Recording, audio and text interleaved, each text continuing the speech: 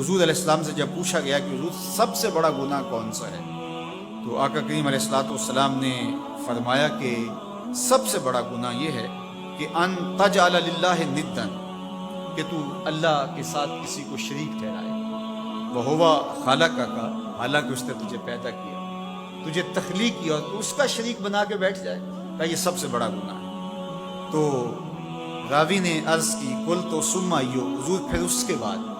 تو آقا کریم نے فرمایا ثم ان تقتل ولدک خشیۃ ان یطعم معک، تو بچے کو اس لیے قتل کر دے کہ یہ کس طرح میں اس کو پال سکوں گا، بچے کو ضائع کر دینا، اس کو قتل کر دینا۔ اللہ فرماتا ہے نحن نرزقکم وایاہم، ہم تمہیں بھی رزق دیتے ہیں، ان کو بھی دیتے ہیں۔ تیسری بات حضور نے فرمایا ان تزانی بحلیلۃ جارک، آپ ہمسائے کی بیوی کے ساتھ بدکاری کریں، تو یہ بڑے گناہوں میں سے۔ ہمسایہ ماں جائے کی طرح ہوتا ہے، اس کی دیوار سانجھی ہوتی ہے، اس کی عزت سانجھی ہوتی ہے، اور اگر کوئی شخص طاق میں رہے اور ہمسایوں کے گھر گھس کے ان کی آبرو ریزی کر دے، تو یہ تین بڑے گناہ جو ہیں ان میں سے ایک بڑا گناہ اللہ کے محبوب علیہ السلام نے ارشاد فرمایا۔ حضرت عبداللہ ابن مسعود رضی اللہ تعالی عنہ سے یہ روایت مروی ہے کہ لا احد اغیر من اللہ عز وجل، اللہ سے زیادہ کوئی غیرت مند نہیں، اللہ سب سے زیادہ غیرت مند، اور اس کی غیرت کا تقاضا یہ ہے وَلِذَالِكَ حَرَّمَ الْفَوَاحِشَ مَا ظَهَرَ مِنْهَا وَمَا بَطَنَ، کہ اس نے بے حیائی کو چاہے وہ پوشیدہ طور پہ کی جائے یا اعلانیہ طور پہ کی جائے، اس کو پسند نہیں کیا، اور اس نے منع کر دیا، لوگوں کو روک دیا، حرام کرا دیا، اس لیے کہ وہ خود غیرت مند مالک غیرت کا سبق دیتا ہے اپنی مخلوق کو۔ اللہ تعالیٰ قرآن مجید میں ارشاد فرمایا وَلَا تَقْرَبُوا الْفَوَاحِشَ مَا ظَهَرَ مِنْهَا وَمَا بَطَنَ، فحش کام کے قریب نہ جانا، وہ اعلانیہ طور پہ کرو یا وہ مخفی طور پہ کرو۔ تو مفسرین نے لکھا کہ جو بدکاری ہے وہ مخفی فحش ہے، اور شراب نوشی یہ اعلانیہ فحش ہے۔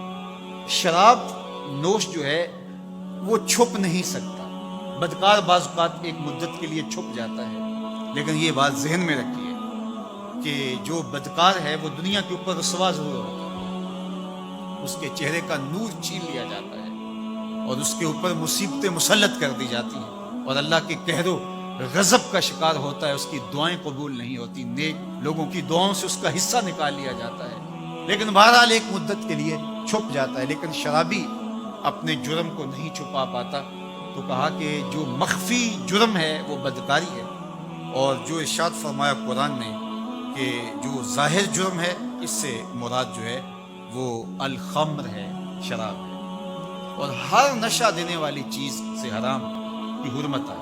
کل مسکر خمر وکل خمر حرام، فرمایا ہر نشہ آور چیز شراب ہے، اور ہر شراب حرام قرار دی گئی۔ اب یہاں بھی لوگ دلیلیں لے کے بیٹھ جاتے ہیں، میاں وہ بھی ایک مشروب ہے، اس سے کیا فرق پڑتا ہے؟ میاں جب رب نے کہہ دیا تو بات ختم ہو گئی۔ ایک یہودی کے پاس ایک مسلمان مہمان ٹھہرا، تو اس نے انگور پیش کیے، تو اس نے بڑے شوق سے لیے، تو تھوڑی دیر کے بعد وہ شراب لے آیا۔ اس نے کہا استغفر اللہ، میں مسلمان ہوں، میں شراب نہیں لیتا۔ تو اس نے ہنس کے کہا یہ جو انگور آپ نے کھائے ہیں شراب اسی سے کشید ہوتی ہے۔ تو اس مسلمان نے کہا کہ آپ کی اہلیہ کدھر ہے؟ تو اپنی اہلیہ کو بلا لایا، تو کہا آپ کی کوئی اولاد بھی ہے؟ کہا ہاں میری بیٹی ہے، اس کو بھی بلا لاؤ۔ تو اس کو بھی بلا لایا۔ جب دونوں آ کھڑی ہوئی تو کہا کہ یہ حلال ہے تیرے لیے، اور یہ بیٹی اسی کی ہے، اور یہ حلال نہیں۔ تو جب اس یہودی نے یہ بات سنی فقال اشہد ان لا الہ الا اللہ وحدہ لا شریک لہ واشہد ان محمدا عبدہ، کہا اتنی خوبصورت دلیل، اتنی خوبصورت دلیل، کہا انگور سے شراب نکلی ہے تو شراب حرام کیوں، انگور حلال کیوں؟ تو کہا مجھے یہ بتاؤ کہ تمہاری بیوی تمہارے لیے حلال ہے، تمہاری بیٹی تمہارے لیے حرام کیوں؟ کہا بات سمجھ میں آ۔ تو میرے رب نے بعض کا تو اس کی حکمتیں ہمارے علم میں نہیں ہوتی، اور حکمت نہ جاننے کی وجہ سے ہم کہتے ہیں کہ یار یہ بات سمجھ میں نہیں آتی۔ یہی تو ہمیں بتایا گیا کہ جو سمجھ میں آئے اس کو بھی ماننا ہے، جو نہیں سمجھ میں آئے اس کو بھی ماننا ہے۔ ہم جنت کو مانتے ہیں نا، دیکھا ہے، یا رب کو مانتے ہیں، دیکھا ہے، وہ سمجھ میں آتا ہے، تو دل میں تو آتا ہے، سمجھ میں نہیں آتا۔ میں جان گیا بس تیری پہچان گئی۔ ہم تو سب سے بڑی حقیقت کو بغیر دیکھے مانتے ہیں، بغیر سمجھے مانتے ہیں۔